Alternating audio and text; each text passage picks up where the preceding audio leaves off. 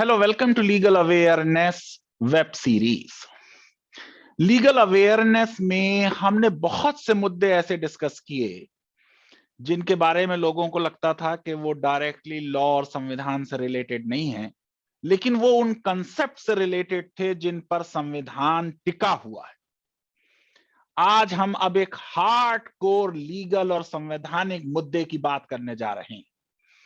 Supreme court ने कल 68 page का जजमेंट दिया एक और केस में जिसका नाम है जर्नैल सिंह। जर्नैल सिंह का केस आपको मालूम है 2018 में भी तय हो चुका है। मुद्दा है एससी एसटी का रिजर्वेशन इन प्रमोशंस। 49 पैराग्राफ्स इस जजमेंट में लिखे गए हैं। जजमेंट लिखा है honourable justice L Nageshwar Rao ने, उनके साथ थे जस्टिस बी आर गवई और जस्टिस संजय खन्ना। बहुत अच्छा जजमेंट लिखा है। मैं समझता हूं जिसको ये देखना चाहिए कि संवैधानिक मुद्दों पर ब्रीफ में, सिंपल लैंग्वेज में लॉ को करेक्टली स्टेट करते हुए कैसे जजमेंट लिखें, वो जस्टिस एल नागेश्वर राव के इस जजमेंट को पढ़े। बड़ा सेंसिटिव मुद्दा है। सरकारें हिल जाती हैं रिजर्वेशन के मुद्दे पर। सुप्रीम कोर्ट के जजमेंट्स आने के बाद संवैधानिक संशोधन करने पड़ते हैं, लेकिन ये जजमेंट इस तरीके का है जिसमें मुझे लगता है कि सरकार को इस जजमेंट को पलटने के लिए किसी संवैधानिक संशोधन की जरूरत नहीं होगी। जुडिशियल एक्टिविज्म पर जो आलोचना होती रही है जजेस की, सुप्रीम कोर्ट थर्ड चैंबर बन रहा है। लेट अरुण जेटली जी ने कहा था कि supreme court is destroying the Edifice of parliament brick by brick. ये देखिए जस्टिस एल नागेश्वर राव का जजमेंट है। जुडिशियल रेस्ट्रेंट की एक आइडियल एग्जाम्पल है। जो काम लेजिस्लेचर का है और एग्जीक्यूटिव का है, जस्टिस एल नागेश्वर राव ने लिख दिया कि वो काम उन्हीं को करना चाहिए, जजेस का वो काम नहीं है।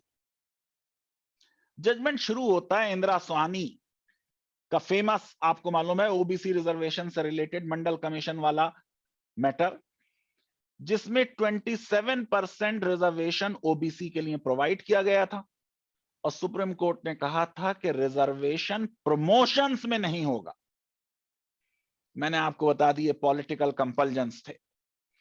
1995 में 77th अमेंडमेंट हुआ संविधान में, अनुच्छेद 4A ऐड किया गया आर्टिकल 16 में और कहा गया कि साहब प्रमोशन हो सकता है अगर सरकार को, स्टेट को यह लगता है कि इनएडिक्वेसी ऑफ रिप्रेजेंटेशन है शेड्यूल कास्ट और शेड्यूल ट्राइब। जाहिर है कि रिजर्वेशन के मुद्दे पे ये बात कोर्ट्स कहती रही हैं कि ये इनेबलिंग प्रोविजन है, यहां भी कहा गया। गो के एक और लाइन ऑफ रीजनिंग रही है सुप्रीम कोर्ट की, जिसमें सुप्रीम कोर्ट ने कहा कि ये जो रिजर्वेशन का मैटर है, ये अब 16(4) का मामला नहीं है, ये 16(1) का मामला है, क्योंकि ये सब्सटेंटिव इक्वालिटी का हिस्सा। इस जजमेंट में इस सिलसिले में कोई बहुत ज्यादा डिस्कशन नहीं है। फिर वीरपाल सिंह का जजमेंट है कैचअप और कॉन्सिक्वेंशियल रूल के सिलसिले में। उसके नतीजे में भी 85th अमेंडमेंट हुआ 2001 में, वाजपेयी जी की सरकार थी।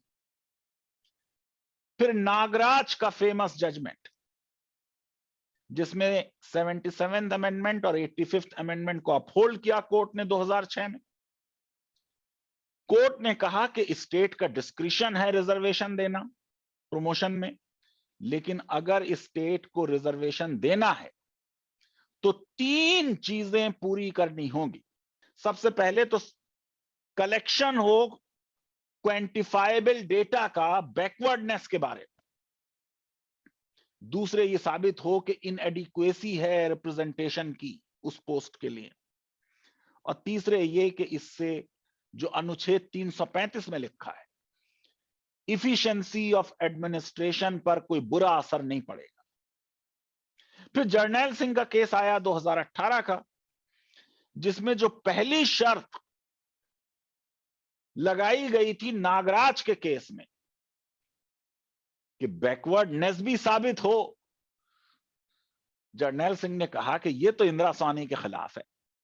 इंदिरा स्वामी एक लार्जर बेंच का जजमेंट है, नागराज एक छोटी बेंच है। नागराज को यह हक नहीं कि इंदिरा स्वामी को ओवर रूल कर दे, तो वो शर्त खत्म कर दी गई। अब दो ही बची, पहली तो इनएडिक्वेसी ऑफ रिप्रेजेंटेशन साबित हो, और दूसरे ये कि उसका इफिशिएंसी ऑफ एडमिनिस्ट्रेशन पे कोई बुरा असर ना पड़े। अब इस केस में 6 मुद्दे आइडेंटिफाई किए गए, बड़ी सिंपल लैंग्वेज में लिखे हैं जस्टिस एल नागेश्वर राव ने। यार्डस्टिक क्या होगी, इनएडिक्वेसी ऑफ रिप्रेजेंटेशन कैसे तय हो, यूनिट क्या होगी, जो क्वांटिफाइबल डेटा इकट्ठा किया जाएगा इनएडिक्वेसी ऑफ रिप्रेजेंटेशन पर, उसकी यूनिट क्या हो।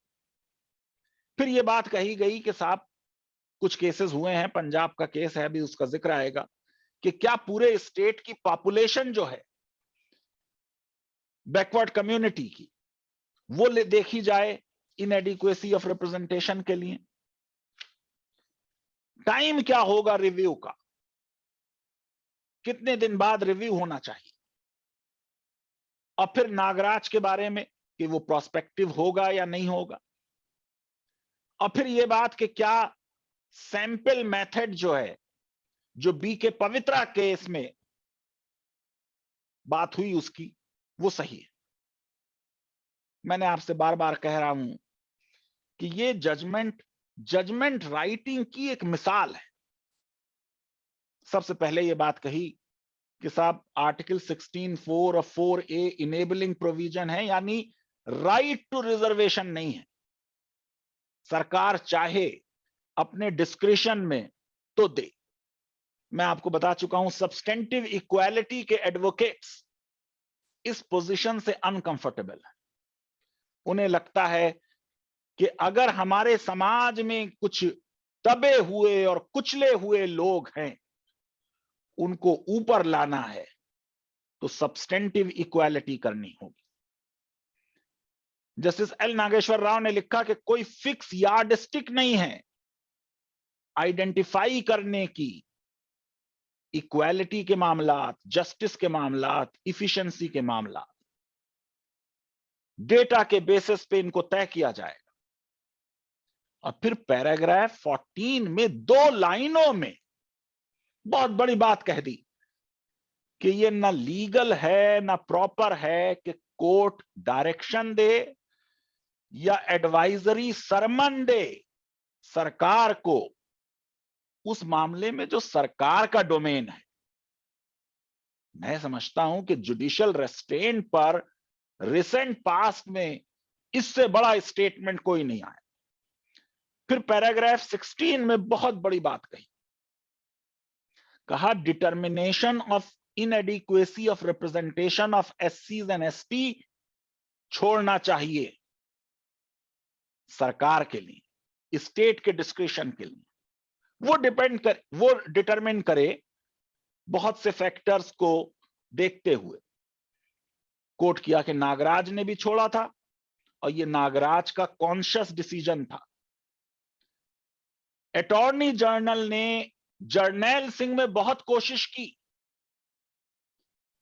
कि सुप्रीम कोर्ट ले डाउन कर दे यार्डस्टिक्स, लेकिन वो बात सुप्रीम कोर्ट ने ना जर्नैल सिंह में मानी ना कल के जजमेंट में मानी। फिर दूसरा प्रश्न, यूनिट क्या हो क्वांटिफाइबल डेटा को कलेक्ट करने की। आर के Sabharwal versus state of Punjab का 1995 का जजमेंट कोट किया, जहां मसला यह था कि क्या 14% जब पहुंच जाएं तो मान लिया जाए कि रिजर्वेशन पूरा हो गया। कोर्ट ने कहा था कि नहीं, अगर एससी एसटी के लोग ओपन सीट्स पर आ रहे हैं वो काउंट नहीं किया जाएगा, क्योंकि वो मेरिट पर आ रहे हैं।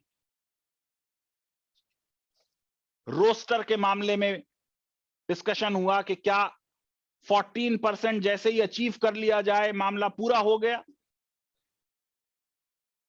नागराज ने भी कहा कि कैडर स्ट्रेंथ देखी जाए और 50% की सीलिंग को माइंड में रखा जाए और रोस्टर पोस्ट स्पेसिफिक हो, वैकेंसी बेस्ड ना हो। जस्टिस नागेश्वर राव ने पैराग्राफ 28 में लिखा कि सर्विस में क्लासेस हैं, ग्रेड्स हैं, पोस्ट हैं। कैडर जो है वो हर ग्रेड के लिए अलग है। भारत सरकार ने कहा कि 44 मिनिस्ट्रीज और डिपार्टमेंट्स में 3,800 कैडर्स हैं।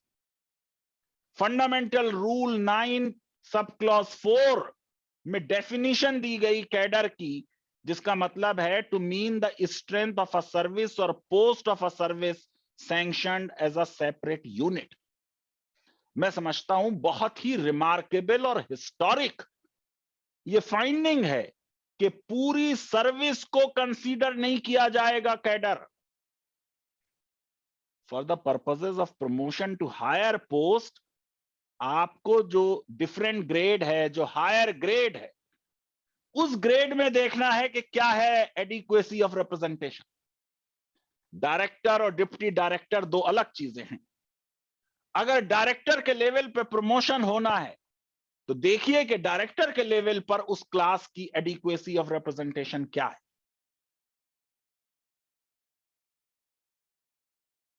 फिर बहुत इंपॉर्टेंट बात कही गई कि जो प्रमोशन पोस्ट हैं उन पे डेटा लिया जाएगा, ना कि एंटायर सर्विस पर।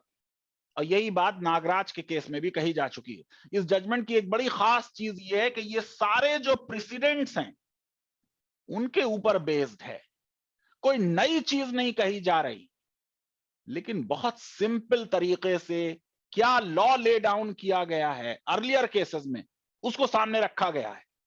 जब हम जूरिस्प्रूडेंस पढ़ाते हैं और रेशियो डिसिडेंडी कैसे डिटरमिन करें, तो उसमें एक चीज ये भी कही जाती है कि ratio of the case future जज डिटरमिन करता है। मैं समझता हूं जस्टिस एल नागेश्वर राव ने पूरी तरीके से अर्लियर जजमेंट्स का बिल्कुल करेक्ट रेशियो डिटरमिन कर दिया। फिर यह प्रश्न था कि प्रोपोर्शनेट रिप्रेजेंटेशन के मुद्दे पे क्या हो। फिर आर के सब्बरवाल का मामला देखा गया कि क्या पूरी स्टेट की जो पॉपुलेशन से देखा जाए कि उसके रेशियो में रिप्रेजेंटेशन है। नागराज ने कहा नहीं, बहुत से फैक्टर्स होते हैं देखने के लिए। और वही जुमला कि साहब इक्विटी, जस्टिस और इफिशिएंसी जो है वो कॉन्टेक्स्ट स्पेसिफिक है, सिर्फ पॉपुलेशन से डिटरमिन नहीं होगा, कई चीजें देखनी पड़ेंगी। फिर प्रश्न था कि टाइम बाउंड रिव्यू हो। जस्टिस एल नागेश्वर राव कह सकते थे हर 10 साल बाद हो।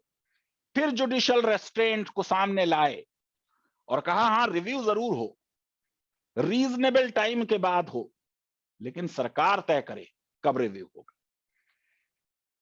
साफ तौर से लिख दिया कि we are not inclined to express any view on discontinuance of reservation in totality, which is completely the domain of legislature and executive. इल्जाम लगते रहे हैं कि सरकारें तो रिजर्वेशन के फेवर में हैं, अदालतें नहीं हैं। जजेस नए नए डिवाइस रिजर्वेशन को कंट्रोल करने के लिए लाते रहे। मैं समझता हूं जस्टिस एल नागेश्वर राव ने उस कंट्रोवर्सी में पढ़ने से इनकार किया। फिर पांचवा सवाल था कि क्या नागराज प्रोस्पेक्टिव हो। गोलखनाथ और विदेशी कोर्ट्स के बहुत से जजमेंट्स डिस्कस किए। शायद सबसे बड़ा हिस्सा इस जजमेंट का यही है। इंदिरा स्वानी को कोर्ट किया और कहा कि इंदिरा स्वानी ने कहा प्रमोशन में रिजर्वेशन नहीं होगा। 1995 में 16(4)A आ गया। फिर कहा गया कि रिजर्वेशन नहीं होगा, लेकिन 5 साल के लिए और कर लो। जो पहले रिजर्वेशन हो चुके वो तो इंदिरा स्वानी वैलिड कर चुकी थी, 5 साल और पोस्टपोन कर दिया उसे। अशोक कुमार गुप्ता, ये पीडब्ल्यूडी यूपी का मामला है, जहां ये मुद्दा उठा कि साहब कोर्ट को यह हक नहीं है कि अपने जजमेंट का इंप्लीमेंटेशन पोस्टपोन कर दे। जस्टिस एल नागेश्वर राव ने सारे प्रेसिडेंट्स कोट करके कह दिए आर्टिकल 142 कोट किया, कंप्लीट जस्टिस करना है। बहुत से लोग ऐसे हैं जो 95 में प्रमोट हुए, अब रिटायर हो चुके हैं, हम 2022 में डिसाइड कर रहे हैं। इसलिए उन्होंने कहा कि नागराज प्रोस्पेक्टिव होगा ताकि कोई अनजस्ट सिचुएशन क्रिएट ना हो। फिर सैंपल मेथड की बात हुई, बीके पवित्रा 2 का जिक्र हुआ, कैडर वाइज डेटा कलेक्ट किया गया। नागराज ने कैडर की बात की थी, सर्विस की बात नहीं की थी। 16(4)A में सर्विस आई है बात। पैराग्राफ 47 में उन्होंने कहा कि दरअसल स्टेट को प्रमोशन जस्टिफाई करना है कैडर में, ना कि सर्विस में। और इस तरीके से जो 6 क्वेश्चंस थे, उनके बहुत सिंपल और correct answers justice L Nageshwar Rao की इस जजमेंट ने दिए हैं। मैं समझता हूं कि रिजर्वेशन इन प्रमोशन की डिबेट, जो बड़ी सेंसिटिव डिबेट है, उसमें ये एक माइलस्टोन और लैंडमार्क की हैसियत ये जजमेंट रखेगा। यकीनन प्रमोशन के लेवल पर अभी भी इनएडिक्वेसी है, अभी भी एससीज एंड एसटीज का रिप्रेजेंटेशन जितना प्रोवाइडेड है इन लॉ उतना भी नहीं है, हायर पोस्ट में कम है। सेक्रेटरीज के लेवल पर आप देखें तो ऑलमोस्ट मौजूद नहीं है एससीज and STs government of India में। लीगल अवेयरनेस वेब सीरीज अगर आपको पसंद आती है तो मेरी रिक्वेस्ट है कि हमारे इस वीडियो को वाइडली शेयर करें और हमारे चैनल को सब्सक्राइब करें और बेल आइकन और लाइक जरूर क्लिक करें। और सिविल सर्विसेज और जुडिशियल सर्विसेज के व्यूअर समझ लें कि इस जजमेंट पर या तो इंटरव्यू में प्रश्न पूछे जाएंगे या मेंस में जरूर क्वेश्चन आने की हाई प्रोबेबिलिटी है। धन्यवाद, थैंक यू वेरी मच।